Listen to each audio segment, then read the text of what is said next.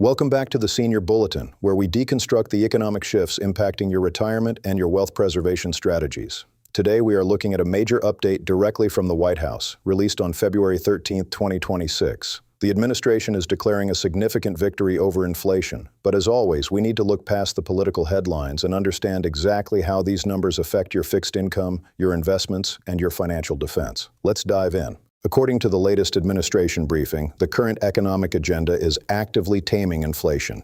Here are the precise data points you need to know from the report. Year-over-year overall inflation fell to 2.4% in January 2026, beating expectations and marking the lowest level we've seen since last May. Core inflation, which is often the most accurate measure of long-term trends, dropped to its lowest level in nearly 5 years. Real wages have also grown by $1,400 in President Trump's first year back in office. Most importantly for your daily budget, the White House reports real relief at the checkout line. Prices for essentials like beef, eggs, and coffee all declined in January.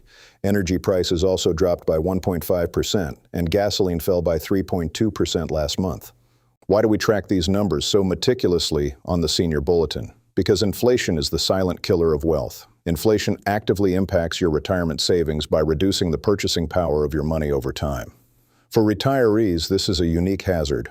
Unlike workers who are still in the labor force and might receive salary increases that keep pace with inflation, retiree income generally does not adjust adequately to rising costs. When inflation spikes, the purchasing power of your fixed income decreases, making it significantly harder to maintain your standard of living.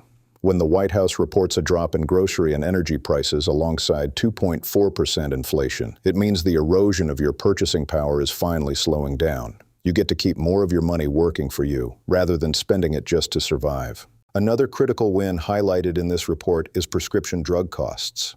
The White House noted that prescription drug prices actually fell in 2025 and held steady in January 2026. Furthermore, they are projecting even greater savings on the horizon thanks to the administration's most favored nation drug pricing deals and the Great Healthcare Plan. For seniors, healthcare often represents the largest unpredictable expense in retirement. Stabilizing these costs is a mandatory component of any serious wealth preservation strategy. While cooling inflation is excellent news, it is not an excuse to become complacent.